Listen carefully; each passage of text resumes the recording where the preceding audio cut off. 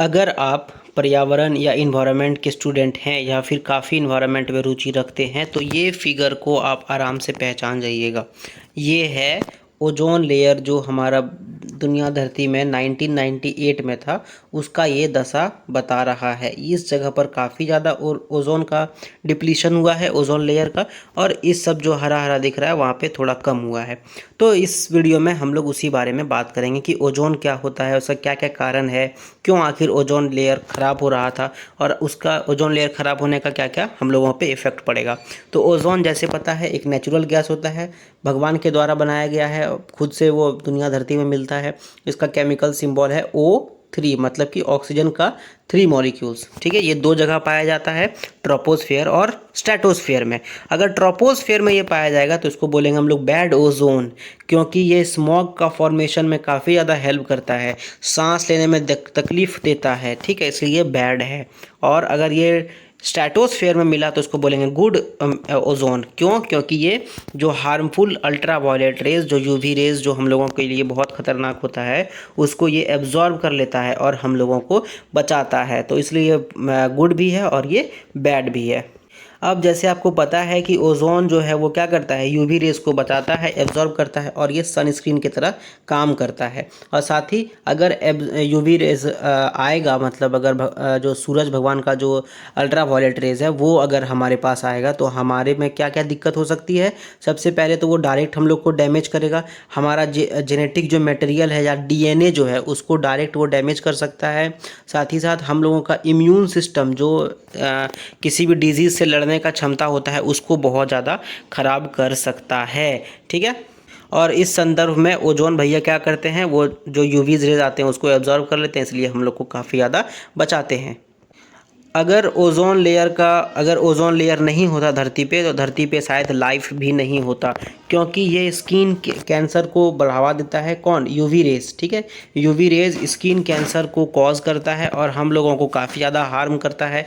साथ ही साथ ये प्लांट और एनिमल लाइफ में म्यूटेशन को भी रिस्क में रखता है, और उसका जो म्यूटेशन होता है उसको भी वो ख़राब कर सकता है। तो इसलिए अगर ओजोन लेयर कम होगा तो हम लोग ये दिक्कत होगा। ठीक है, अब बात करते हैं हम लोग ओजोन डिप्लीशन का। डिप्लीशन का मतलब होता है कम होना, सीधा सीधे बात ये है। तो अगर कॉन्सेंट्रेशन ऑफ ओजोन में, जो ओजोन का जो कंसंट्रेशन है उसमें अगर कमी आने लगेगा, सिग्निफिकेंट डिक्रीज होने लगेगा, जो हम लोग को महसूस होने लगे, तो उसको हम लोग बोलेंगे ओजोन डिप्लीशन। जैसे कि पहले हम लोग सुने होंगे, अगर आप लोग एनवायरनमेंट जानते हो या फिर इंटरेस्ट रखते हो तो आप लोग जानते होंगे कि अंटार्कटिका में 50% ओजोन जो है वो बचा हुआ था, जो पहले का मात्रा में बहुत कम था। ठीक है, मतलब अगर 100 डॉप्सन यूनिट का था तो अब जो है वो 50 है। तो ये बात था। उसके बाद अब CFC के बारे में बात करें तो CFC जो है वो उसका सोर्स है। अब हम लोग बात कर रहे हैं ओजोन का, जो कौन कौन सा 3-4 गैस है जो ओजोन को ख़राब करता है, जो ओजोन लेयर को ख़राब करता है। उसमें सबसे बड़ा कल्प्रिट है CFC, मतलब क्लोरोफ्लोरोकार्बन्स। इसमें 3 आ गया, क्लोरीन आ गया, फ्लोरीन आ गया और कार्बन आ गया। कहाँ कहाँ यूज़ होता है? तो ये यूज़ होता है रेफ्रिजरेंट्स में, जो हम लोग फोम का एक स्प्रे आता है, फोम स्प्रे, उसमें यूज़ होता है। प्लास्टिक जब बनता है तो उसमें, फायर एक्सटिंग्विशर्स वगैरह में, और बहुत सारे इसका यूज़ है। अब क्यों इसको यूज़ किया जाता है? क्योंकि ये एक नॉन कोरोसिव है, इसमें ज़्यादा जल्दी जंग नहीं लगता है, इसमें ज़्यादा जल्दी आग नहीं लगता है, ये इसमें बहुत कम टॉक्सिसिटी होता है, और ये केमिकली काफ़ी ज़्यादा स्टेबल है। उसके साथ CFC का अगर हम लोग अवगुण का बात करें कि उसका क्या प्रॉब्लम है, तो उसको जल्दी हम लोग एटमॉस्फेयर से ख़त्म नहीं कर सकते हैं, इसलिए वो काफ़ी दिनों तक घूमते रहता है। मतलब जिसको बोलता है ना दुखी आत्मा, तो CFC एक तरह से दुखी आत्मा है। ठीक है, वो घूमते रहता है, घूमते रहता है। तो अब लेकिन ये धरती अगर एटमॉस्फेयर में अगर ये घूमेगा तो बहुत बड़ा दिक्कत कर सकता है। क्या दिक्कत करेगा? तो अगर ये एटमॉस्फेयर में घूमेगा तो ये ओजोन लेयर को ख़राब कर देगा, ओजोन लेयर को ख़राब करेगा तो हम लोग चले जाएंगे। ठीक है, अब बात करते हैं कि CFC। अब देखो क्लोरीन जो है, जो CFC मॉलिक्यूल्स है, वो कैसे ओजोन को ख़राब कर रहा है। ठीक है, देखो यहाँ पर क्लोरोफ्लोरोकार्बन है यहाँ पर। ठीक है, CFC मॉलिक्यूल्स है, इससे एक क्लोरीन टूट गया। ये क्लोरीन जैसे ही टूटा, यहाँ पर ये ओजोन वाले भैया हैं, आराम से बैठे हुए हैं। ये क्लोरीन गया, बोला ए ब्रो हाय, और करते हुए ये एक आदमी को अपने साथ में लेते आया। मतलब कि ये ओजोन के लिए क्या चाहिए हम लोग को? O3 चाहिए। यहाँ पर एक ओजोन को ये तोड़ दिया, जैसे यहाँ पे टूटा, यहाँ पर क्या बच गया? ऑक्सीजन, मतलब कि O2। अब ऑक्सीजन जब टूटा तो ऑक्सीजन टूट गया तो हम लोग उसको सांस ले लिए, अंदर घुस गए, हम लोग के अंदर आ गया। लेकिन एक ऑक्सीजन जो है वो दुखी आत्मा बन के घूम रहा है, वो क्या किया, ये वाला जो भैया था इससे जा करके हिट किया। जैसे ही इसको हिट करेगा तो यहाँ पर एक और क्लोरीन एटम जो फ्री हो जाएगा, क्योंकि यहाँ पर ऑक्सीजन बना लेगा, वो O2 बन जाएगा। ठीक है, एक क्लोरीन जो है वो टूट गया। अब एक क्लोरीन टूट गया तो फिर से यही प्रोसेस शुरू कर दिया, फिर एक क्लोरीन जाएगा CFCl में जा करके उसको टुक टुक करेगा, उसको वहाँ से निकाल लेगा क्लोरोफ्लोरोकार्बन से। एक क्लोरीन यहाँ से टूटेगा, फिर वो ओजोन 3 में जाएगा, O3 को तोड़ेगा, O3 को तोड़ के फिर यही प्रोसेस पूरी रिपीट होगा। अब चूंकि यहाँ रिपीट हो रहा है प्रोसेस, तो ये क्या कर रहा है, ओजोन को तोड़ रहा है। जैसे ही ओजोन को तोड़ रहा है, इसका मतलब ओजोन का लेयर को कम कर रहा है, ओजोन का लेयर को कम कर रहा है, इसलिए ये हम लोगों को दिक्कत दे रहा है। ठीक है, अब दूसरा जो बहुत बड़ा जो कल्प्रिट है वो है अपना नाइट्रोजन ऑक्साइड N2O।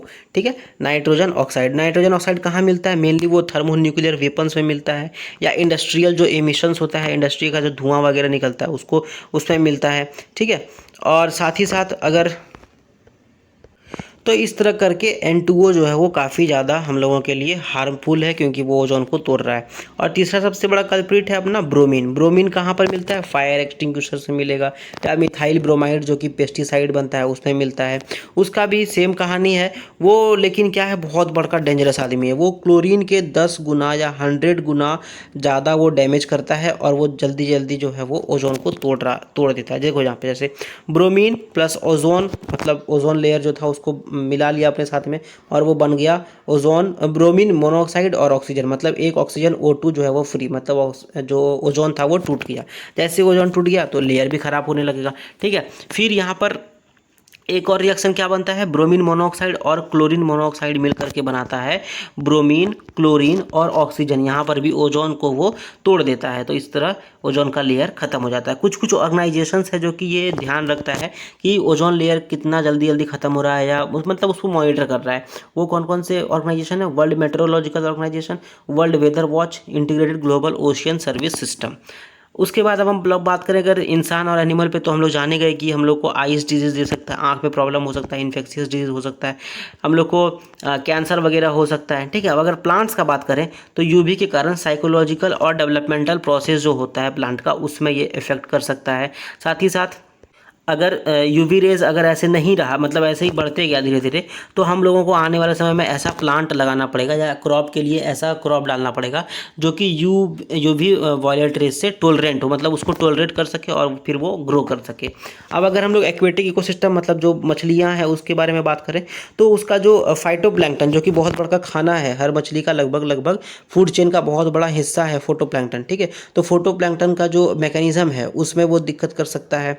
ठीक है, अब अगर ऐसा दिक्कत होगा तो जो मछलियां हैं वो उसको जीने में दिक्कत हो सकती हैं। ठीक है, अगर हम बायो जियोकेमिकल साइकिल्स का बात करें, जो कार्बन साइकिल वगैरह होता है, तो उस कारण से क्या होगा, ग्रीन हाउस गैस का जो सोर्स है, और जो जहाँ पर ग्रीन हाउस गैस हम लोग रखते हैं जैसे कि कार्बन सिक्वेस्ट्रेशन वगैरह, तो वो सबको भी ये अल्टर कर सकता है, इसको भी ये चेंज कर सकता है, इसमें इतना पोटेंशियल है। और अगर हम बात करें एयर क्वालिटी का, तो CFC जो है वो ओजोन लेयर का अगर टूटने के कारण जो हाइड्रोक्साइल रेडिकल्स है वो क्या करेगा, मीथेन और CFC का जो लाइफ टाइम है, मतलब वो एटमॉस्फेयर में कितना दिन रहता है उसको चेंज कर सकता है, उसको बढ़ा सकता है या उसको घटा सकता है। अगर बढ़ाएगा तो भी दिक्कत, घटाएगा तो भी दिक्कत, है ना।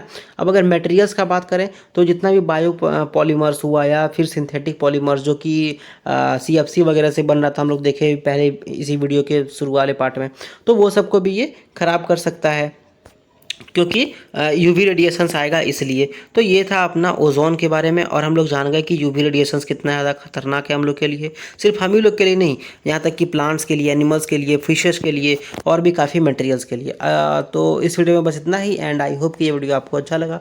अगर ये वीडियो आपको अच्छा लगा तो आप इसको लाइक कर सकते हो, दोस्तों के साथ शेयर कर सकते हो, कुछ भी पूछना है बताना है तो कमेंट करो, एंड चैनल को सब्सक्राइब करो। Thank you very much.